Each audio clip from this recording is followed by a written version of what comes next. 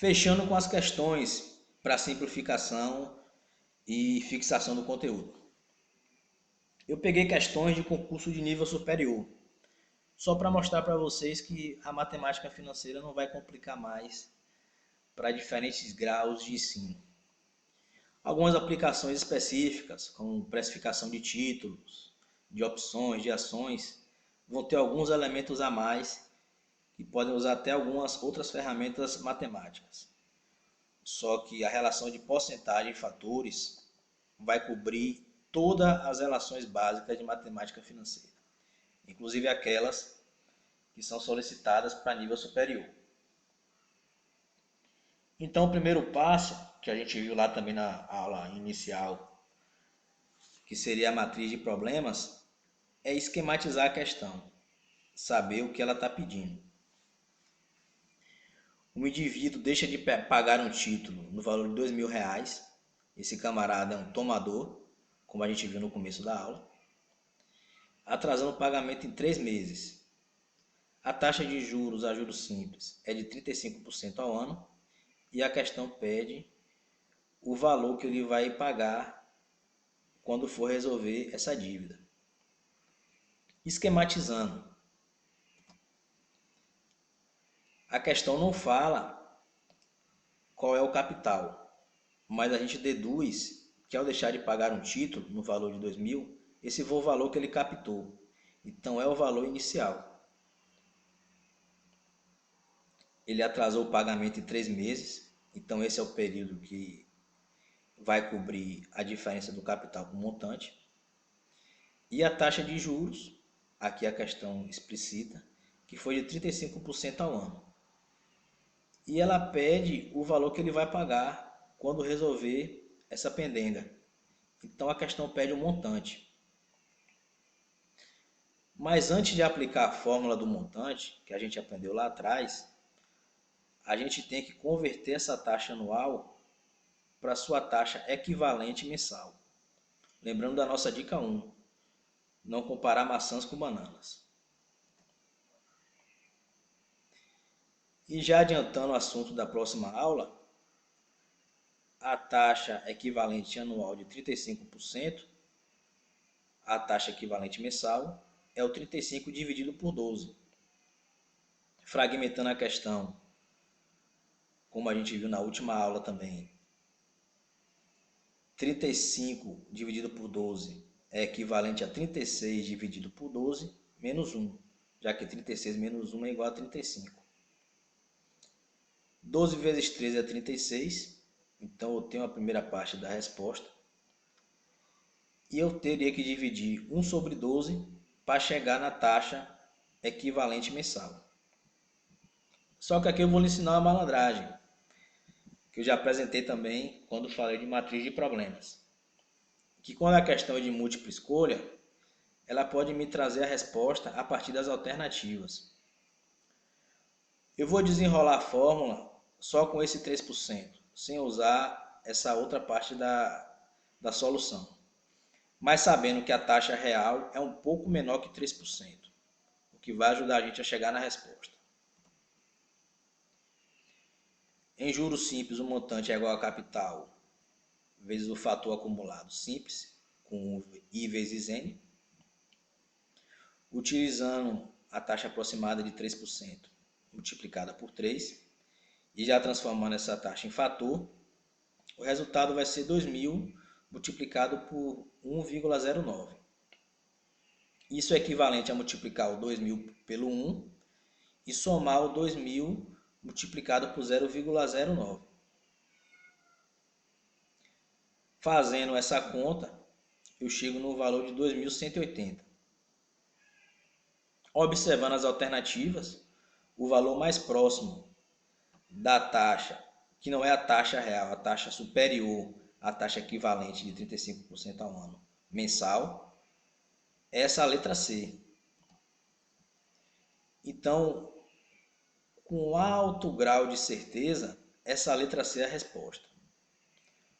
Só que eu vou lhe mostrar, vou resolver essa questão novamente com o raciocínio que a prova queria que você tivesse. de novo esquematizando as relações que a questão deu, só que lançando elas agora na fórmula. Essa é a fórmula de juros simples.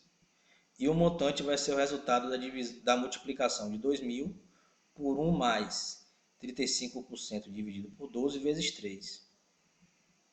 E o que eu vou fazer é resolver essa relação aqui. Vou multiplicar o 35 vezes 3 e depois dividir por 12. 35 vezes 3 é 105. E invertendo essa divisão, que é um assunto que a gente viu na aula 0, pode ajudar você a resolver ela mais rápido ainda. Eu já adiantei aqui.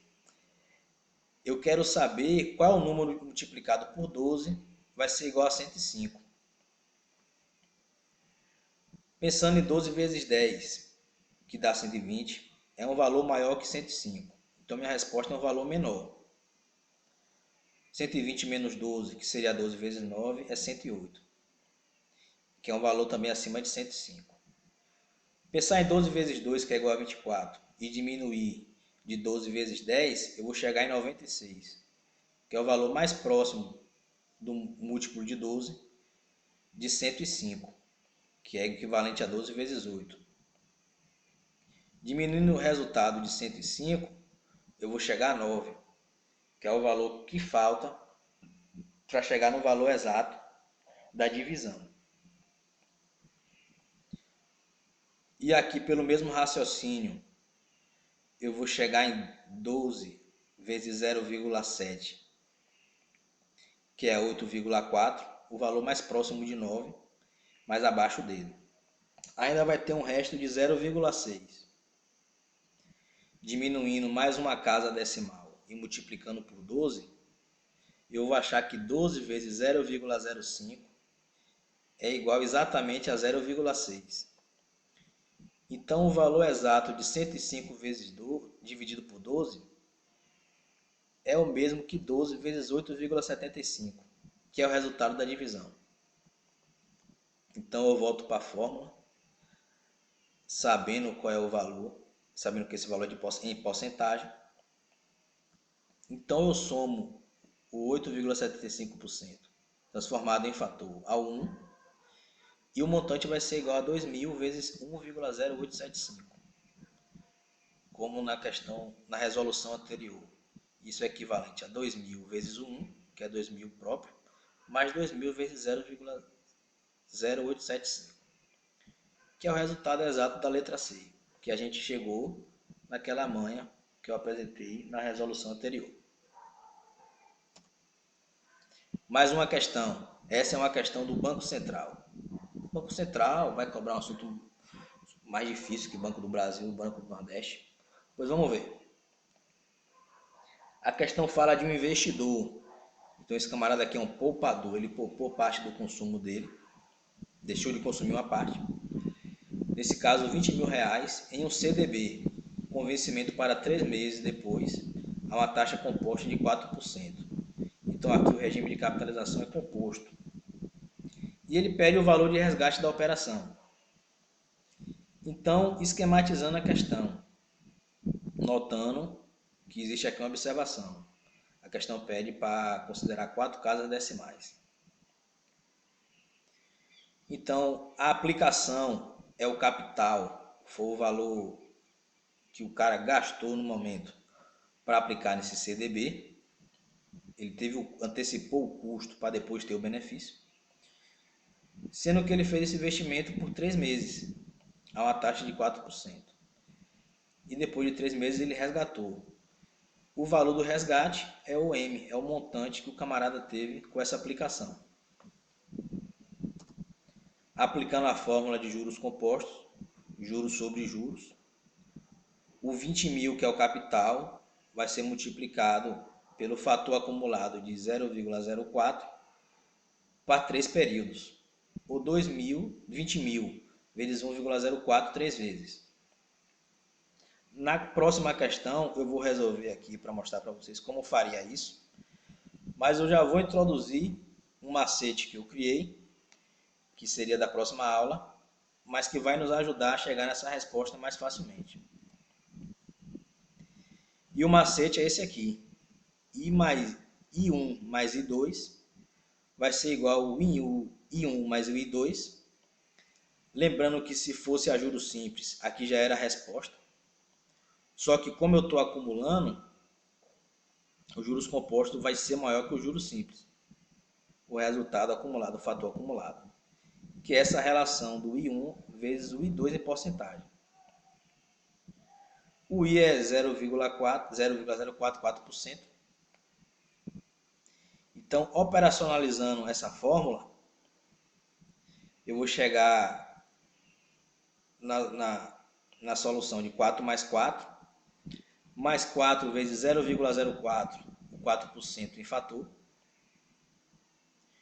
E somando o 4% ou 4% acumulado em 2 períodos, é 8,16%. Só que são 3 meses, então eu vou somar o 8,16% ao 4 novamente, usando essa relação. Operacionalizando de novo, eu vou chegar no valor de 12,4864%. Só que aqui eu estou em porcentagem. A questão pede para usar 4 casas decimais. Então, é 0,124864, aproximadamente 0,1249 em fator.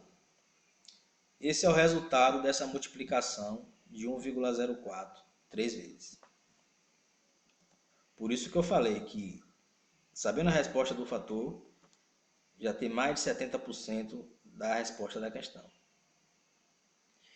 Então, 20.000 vezes 1,1249 é equivalente a 20.000 mais 2.498. Desculpa aqui, mais uma vez eu comi mosca, gente, na digitação. Mas o importante é que a gente achou o valor da resposta do montante, que é essa letra E, 22.498. Beleza? Última questão, essa aqui é de concurso da CESP, e vai comparar os juros simples com os juros compostos. A questão pergunta se é mais vantajoso aplicar R$5.000 por 3 anos a juros simples de 100% ao ano do que aplicar esse mesmo valor pelo mesmo prazo a juros compostos de 60% ao ano. E aqui lembrando do que eu apresentei quando estava falando de juros compostos. Dado uma mesma taxa, o mesmo período, a mesma taxa não, perdão, o mesmo período e o mesmo capital, o mesmo montante, a taxa dos juros compostos vai ser menor.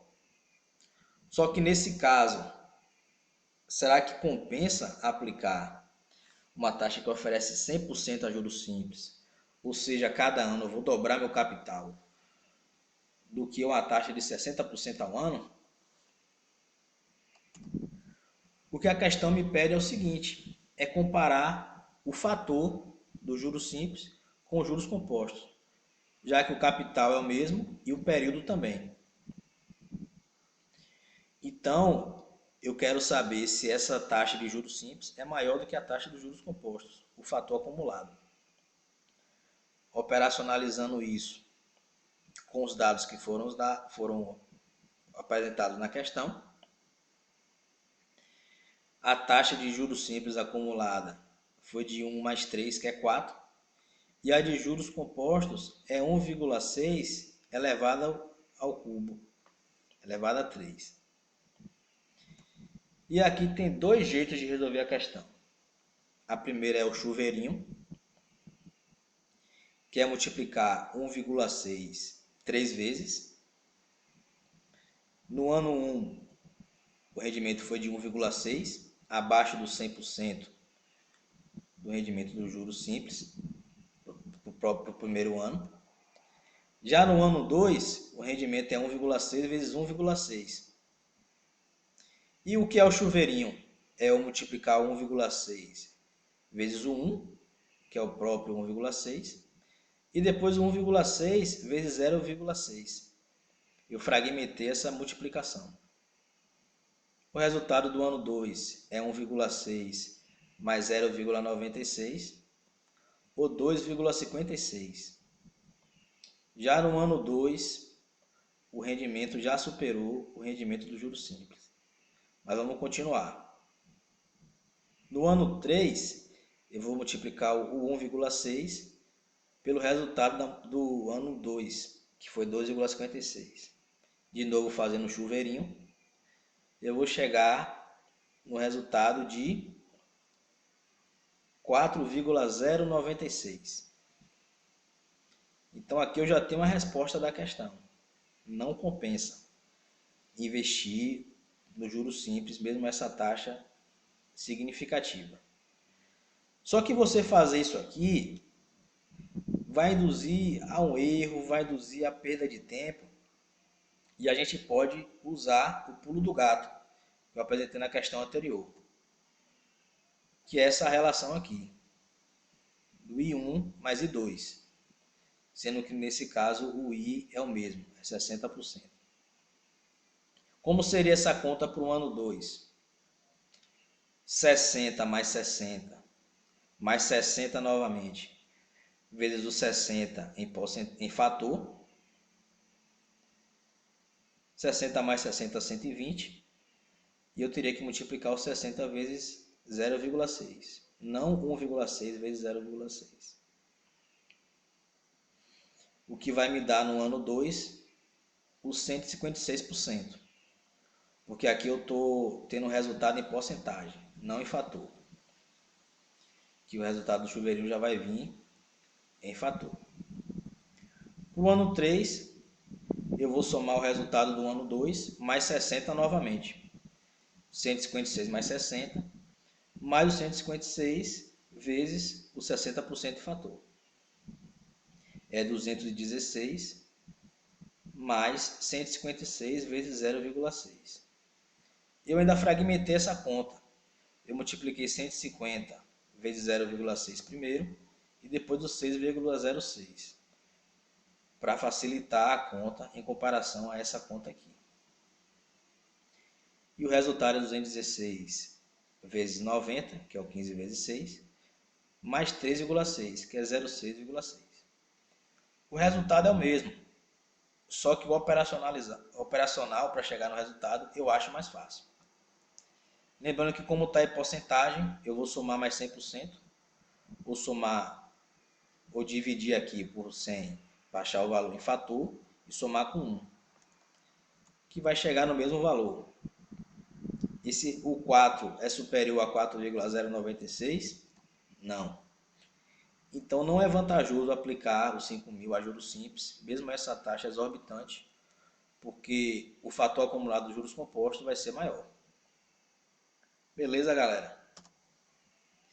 E aqui é um meme motivacional, pensando no camarada que ficou o ano todo sem fazer nada. O 1 elevado a 365 vai ser 1. Só que fazer um pouquinho a cada dia, no final, vai dar um resultado muito significativo, que é a relação também dos juros compostos.